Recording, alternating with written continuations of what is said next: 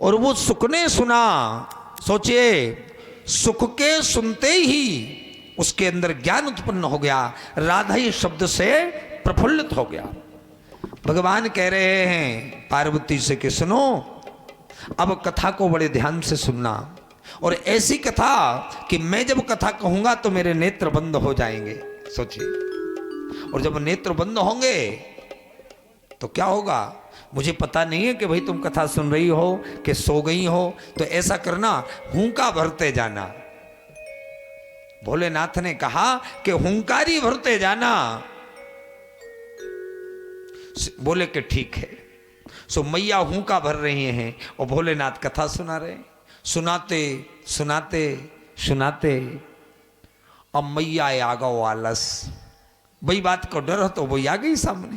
भाई भोलेनाथ ने सबको भगाया मैया को अमर करने के लिए, और अमर करने के लिए एक आसन लगा करके उनसे कहा हुंका भरो और मेरी कथा को सुनो। सो हुंका तो भरत गई, भरते ही भरत में अच्छी, और जब नींद आ जाए तो कैसो लगत के चाहे जैसो वो सो जाए है? तो उसी समय और उनकी नींद लगी, आंखें बंद भई सो हुंका बंद भो। सुगा ने सोची देखो क्या रस आ रहा है, और मैया ने हुंकारी बंद कर दी। सो जैसे मैया हुंका भर रही थी ऐसे ही सुगा ने भरना शुरू कर दिया। भोलेनाथ सुनाते रहे, सुनाते सुनाते सुनाते अब मैया की खुली नींद। तो मैया घबरा के बोली, क्यों प्रभु आपने कथा बंद नहीं करी? बोले क्यों? बोले मैं तो सो गई थी, मैंने कृष्ण और उद्धव का संवाद तो सुन ही नहीं पाया, और जहां जा कही सो तो भोलेनाथ को क्रोध आ गया। भोले हते सो क्रोध ही बन गए। ए पार्वती, जब तुम सो गई थी तो ये हुंका भरने वाला कौन है? मैं उसको जिंदा नहीं छोड़ूंगा। सो सुगा ने सोची कि अब हमो नंबर आ गो। भोलेनाथ से कोई बच सकता है? जिसका एक तीसरा नेत्र खुले तो पूरा संसार लय हो सकता है। और इतना सा सुआ बरगद के पेड़ पर बैठा, भोलेनाथ ने त्रिशूल उठाया, मैं तुझे जिंदा नहीं छोड़ूंगा। तो सुआ ने सोची अब तो मरवे में फायदा है, भैया त्रिशूल आएगा तो मरे। पर उस अंदर से आवाज आई कि नहीं नहीं नहीं, पहले कम से कम बचने का प्रयास तो करो, हो सकता है बच जाओ। जरूरी है कि नहीं भोलेनाथ का त्रिशूल लग ही जाए। माने सोची जो सही है। सो सुआ ने वहीं से उड़वो चालू करो, नेक नेक से पंख, और उड़ा। और उड़ा किधर से लिए? उत्तर दिशा की बात है ये, और यहाँ मानसरोवर पर कैलाश है, और कैलाश से वो बालक भागा सुआ का, और कहाँ के लिए पहुंचा? बद्रीनाथ तक। पीछे पीछे कैलाश से भागने वाले भोलेनाथ त्रिशूल लिए और उसको मारना चाहते हैं, पर बद्रीनाथ तक वो बालक बच गया, नहीं मरा। अब माने सोची यहां तो आ गया, पर बचने का ऐसी जगह तो ढूंढ लूं कहीं जहां मैं छुप जाऊं। कहां छुपूंगा? शंकर का कोप, शंकर का प्रकोप मुश्किल है। तो व्यास जी हते जिनने भागवत बनाई है, ध्यान से सुनिएगा। उनकी पत्नी सोखे उठ रही थी सवेरे को टाइम, और जब जिम्हाई आते जब कैसो लगत, बड़ी अच्छी लगी। और जब मैं नींद टूटबे पे जिम्हाई आए बा और लगई है। इधर से सुआ भागा जा रहा था और उधर से उनकी पत्नी की जिम्हाई लई। उन्होंने नींद टूटी सो जो मुंह खुलो सो सुआ बई में प्रवेश कर गया। बोलिए भक्तवत्सल भगवान की। माने कही सुआ ने सोची जगह से अच्छी और जगह कौन नहीं है, तो कहां चला गया? व्यास जी की पत्नी के मुख में गया और सीधा पेट में वो सुआ पहुंच गया। माने कही कुछ भी हो हम तो बच गए, अब हमें कोई नहीं मार पाएगा। अब उनकी पत्नी घबराई कि मेरे मुख में क्या चला गया। जब तक द्वारे पे भोलेनाथ त्रिशूल लिए खड़े, उधर से व्यास जी स्नान करके आ रहे थे। उन्होंने देखा कि मेरे दरवाजे और भूत भावन भोलेनाथ। उन्होंने प्रार्थना करी, कर चरण कृतंबा। भोलेनाथ की प्रार्थना व्यास जी कर रहे, कर चरण कृतंबा काय जम कर्म जम्बा श्रवण नयन जम्बा मानसंबा पराधम विहितम विहितम बा सर्वमे तच्छमस्य जय जय करुणाब्धे श्री महादेव शंभो। प्रभु भोलेनाथ ने कहा, ये व्यास तुम्हारे घर में एक चोर है, उसको बाहर निकालो। व्यास जी त्रिकालदर्शी हैं, जान गए कि जिस चोर के बारे में ये कह रहे हैं वो चोर ऐसा वैसा नहीं है, उसने अमर तत्व को चुराया है और वो चुरा लिया। अमृत जिसने पान कर लिया वो भोलेनाथ के त्रिशूल से नहीं मरेगा। उन्होंने कही, महाराज ऐसी का चोरी कर ली? बोले मेरे तत्व को चुरा कर ले गया। बोले तत्व? जिसने भाई जो अमृत तो आपने और पार्वती को पिलाने का प्रोग्राम बनाया था, वो पार्वती ने नहीं पिया तो उसने पी लिया। बताओ भाई तुम कैसे मार पे हो? वो तो अमर हो गया। तो भोलेनाथ की जक्की खुली की बात तो सही है। वहीं से लौट गए। व्यास जी जब अंदर आए, उनकी पत्नी ने कहा, महाराज आज तो मैं बीमार हो गई। काहे? बोले मैं जिम्हाई ले रही थी, मेरे मुख में पता नहीं क्या चला गया। व्यास जी बोले, देवी आज हमारा भाग्य खुल गया। चौथों पर आ गो तो बच्चा नहीं हुआ था। आज दोनों पति पत्नी थे, बुढ़ापा आ गया फिर भी बालक नहीं हुआ। अब हमारा भरोसा है कि एक पुत्र जरूर हमारे घर में होगा।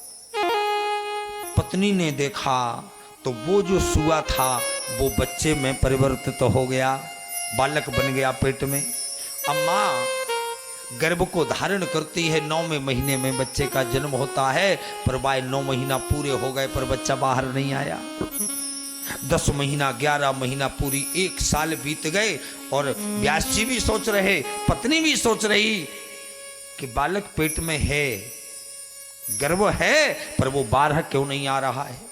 1 साल हो गई। मैंने सोची भैया वरदानी है, अमर कथा सुना है, अपने हिसाब से आएगा। सो दूसरी साल बीत गई।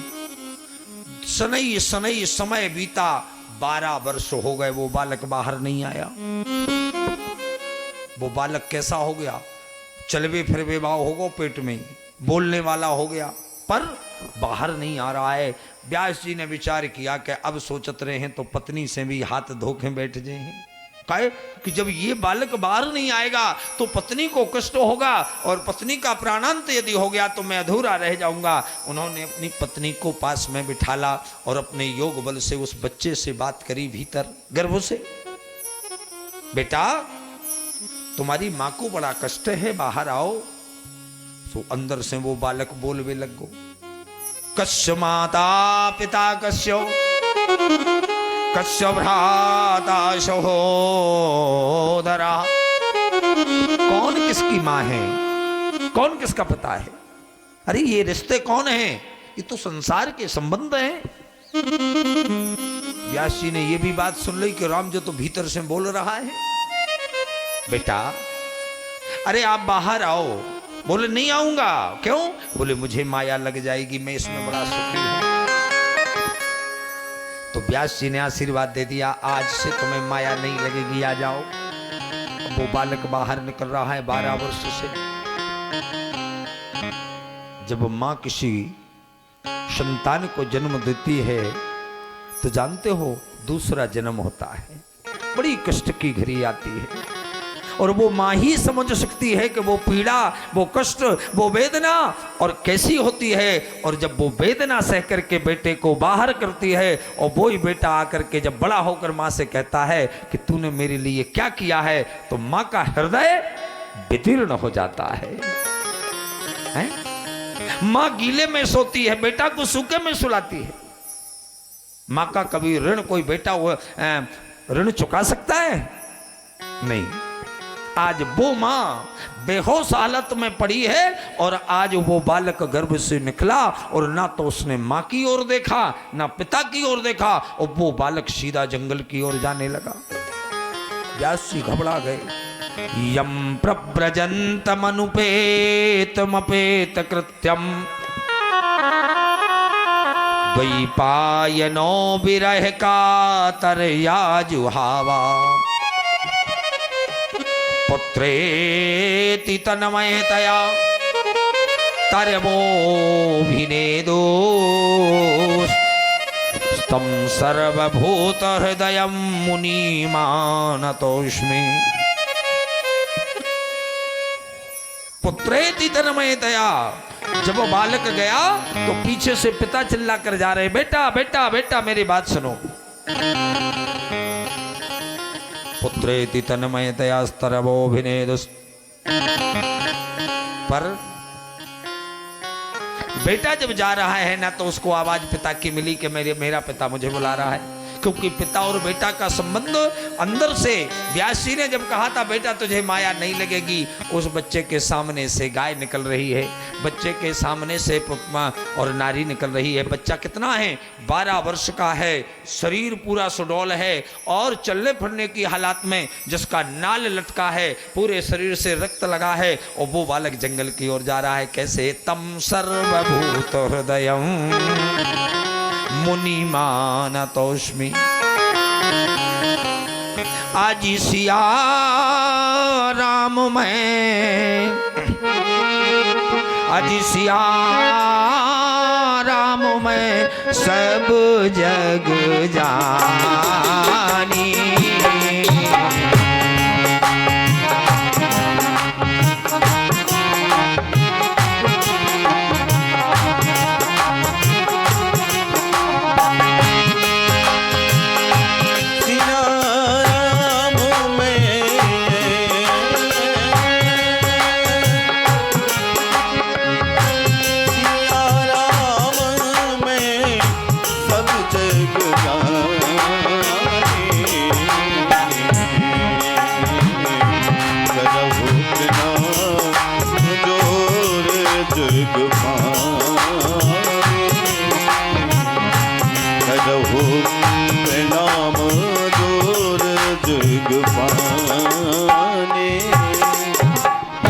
जब वो बालक मां के गर्भ से निकला, जो सामने जो दिखाई दे रहा है उसको भगवान अपनी भगवान का स्वरूप देख करके प्रणाम करता जा रहा है, पर पिता की आवाज से वापस नहीं हुआ।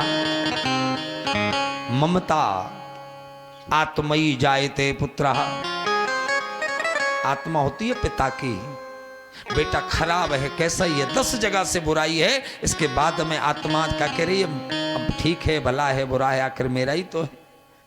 पिताजी आपके पीछे जा रहे हैं, बेटा बेटा मेरी बात सुनो। रास्ते में गए तो जो सघन जंगल आया, उसके वृक्ष बोलने लगे, वृक्ष पक्षी आवाज दे रहे हैं कि तम सर्वभूत हृदय मुनि मानतोस्मि। ऐसे मुनि का, ऐसे संत का, ऐसे महापुरुष का हम स्वागत करते हैं।